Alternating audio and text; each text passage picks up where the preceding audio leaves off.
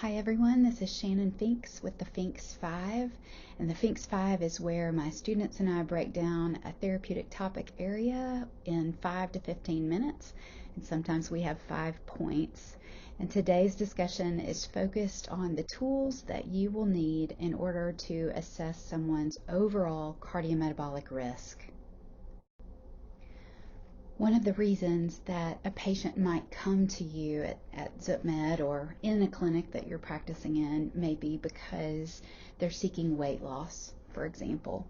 They may also have high blood pressure or insulin resistance or changes in cholesterol or unhealthy lifestyle issues that are contributing to their overall cardiometabolic risk.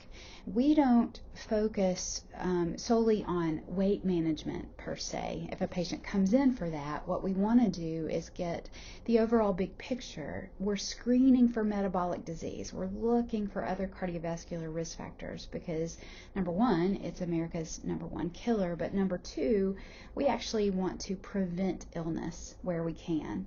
And the ACC, or the American College of Cardiology, has recently updated their risk calculator for estimating the likelihood of someone having a heart event or a stroke event over the next 10 years, as well as their lifetime risk. And so you're going to want to download or have access to the Prevent Risk Calculator. So the Prevent calculator actually replaces the older ASCVD risk calculator, or the pooled cohort equations that were recommended in 2018 by the cholesterol guidelines and the prevention guidelines of the American College of Cardiology and the American Heart Association. This new calculator was developed by the CKM, or the Cardiovascular Kidney Metabolic Science Advisory Group.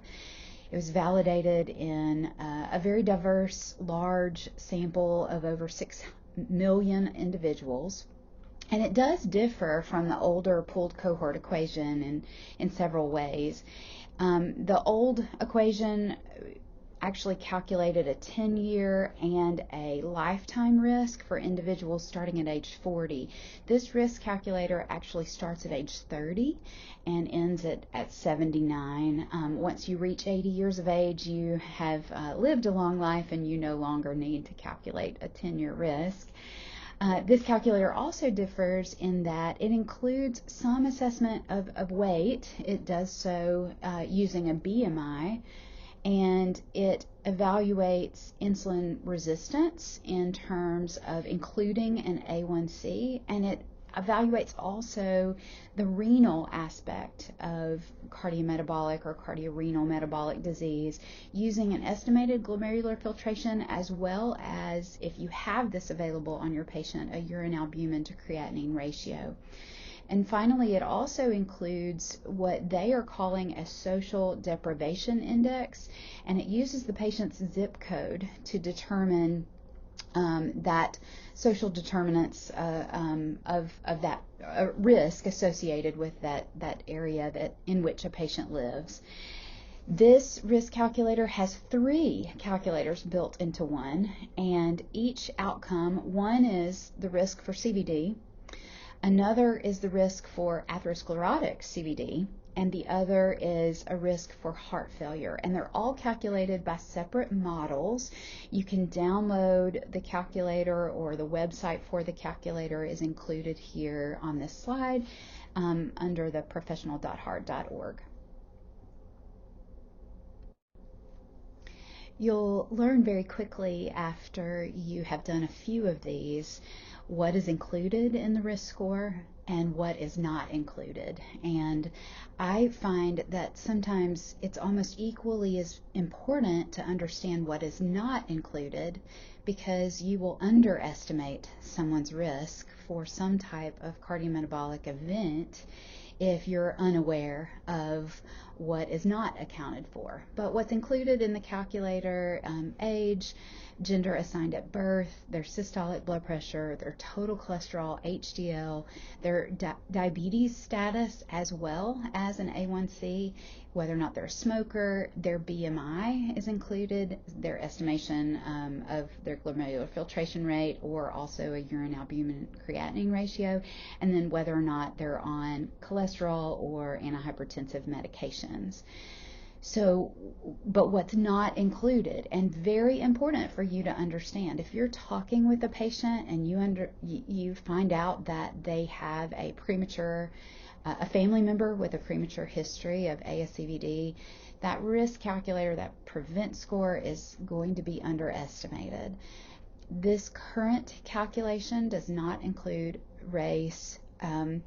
There are social stressors that are not included, including depression, anxiety. We know that even stress, a stressful job, can increase risk for acute coronary syndrome. Inflammatory markers, a big one. We are going to assess everyone for a high sensitivity CRP and perhaps other inflammatory markers. We know that this is a disease that cholesterol alone does not cause a heart attack. It's the inflammatory particles. And so inflammatory diseases like autoimmune disease or rheumatoid or HIV are risk factors that aren't accounted for in the prevent score.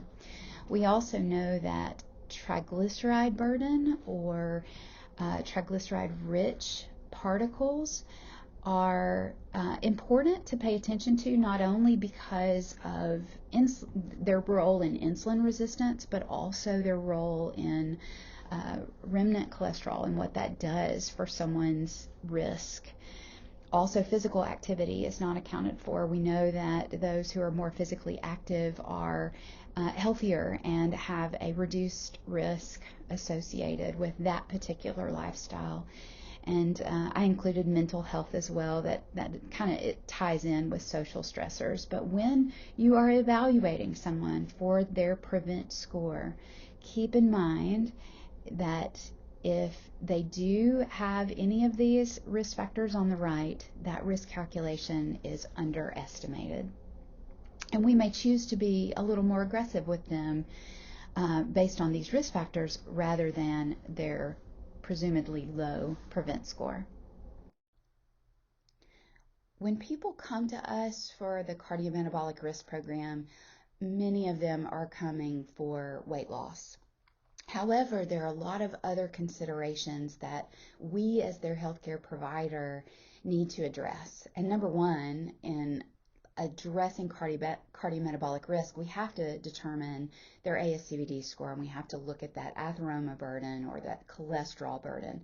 So this is when you're going to calculate your ASCVD score, you're going to think about statin benefiting groups, and you're going to start or modify statin plus or minus other cholesterol medication therapies during that time according to evidence-based treatment guidelines. Another piece is that underlying inflammation really drives cardiometabolic risk. This is an inflammatory disease as well as it is a disease that has a cholesterol component to it. And so we're going to address both simultaneously.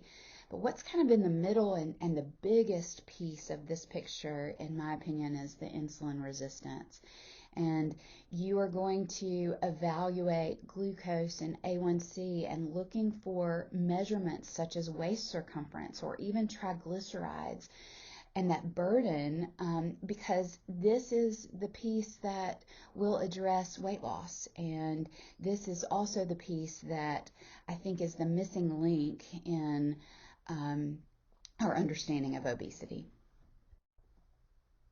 Obesity is the 5th leading cause of death in the world, and in the United States, we've seen an increase from about 30%, a third of patients being obese, to now 42.4%. And childhood obesity affects a third of all children under 20. This is staggering, and this is driving our disease process, not only for cardiovascular disease, but other metabolic diseases, cancer, and disability in the United States today. And so when we talk about treating overweight or obesity, overweight is defined as a body mass index of greater than 25 kilograms per meter squared, and obesity is a BMI greater than 30. And there are limitations with using BMI alone, and we may dig deeper into that concept as in another Finks 5.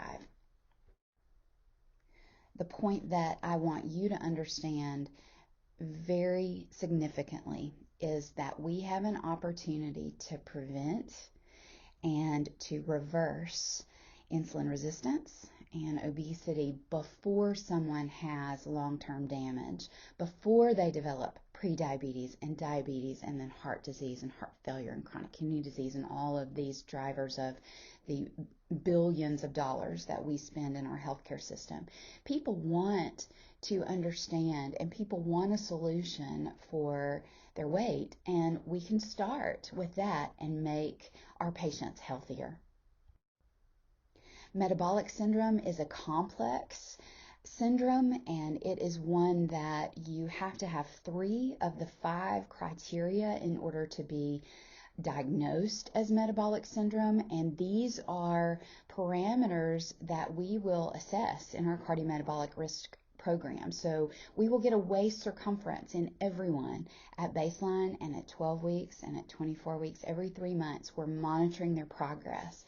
If a patient presents with high fasting triglycerides, that's a sign of insulin resistance. If their HDL is low, if their blood pressure is elevated, if their glucose is elevated. So meeting 3 of these 5 is a rationale for us to be aggressive early on so that we prevent prediabetes, diabetes, cardiovascular disease. And so I want you to be very familiar with this definition, and as you assess your patient, this may be a rationale for us using certain pharmacotherapy to reduce their risk. Just want to talk a brief second about waist circumference. There were many practitioners who believe that waist circumference should always be a vital sign. Not a lot of physician offices do measure waist circumference. We do, and this is an independent risk factor for lots of cardiometabolic diseases. And we're searching for, we want a waist circumference of less than 40 inches in men and less than 35 inches in females. And in certain ethnic groups or racial groups like Asian Americans, that waist circumference goal may be smaller. And you can look at the guidelines to figure out which ethnic group matches. But as a general rule, it's 35 inches in females and 40 inches in males. And as you can see in the picture, this waist circumference is not at the smallest part of the waist. This is actually measured at the belly button line almost. It is, you take the middle between the top of the iliac crest and the lowest palpable rib, and in between that mark is where your waist circumference lies. In terms of inflammatory disease processes, we're going to draw an HSCRP at baseline, and we may also draw a homocysteine. These are inflammatory markers. It gives us an objective assessment. And then also, you may, in talking with your patient, have inflammatory diseases that are in their past medical history that may contribute to their underlying process, their underlying inflammation. Finally, I just want to summarize that cardiometabolic risk is not just an ASCVD score. There are many pieces to this puzzle, and this is complex, and we are going to take this opportunity to provide success with weight loss and other reductions in cardiometabolic risk. And this is something that needs to be personalized with each patient because each patient has different unique risks. And we're going to address those risks at baseline, and we'll be talking with patients every week as they go through our program, but we'll draw those objective measurements of labs every 12 weeks within our program. So that's it. That's a high-level discussion of cardiometabolic risk and our program and why we look at the things that we do. If you're my student on rotation, or if you're a potential patient that accidentally found this post, we welcome any questions that you may have. You can call us at ZipMed at 901-701-7010.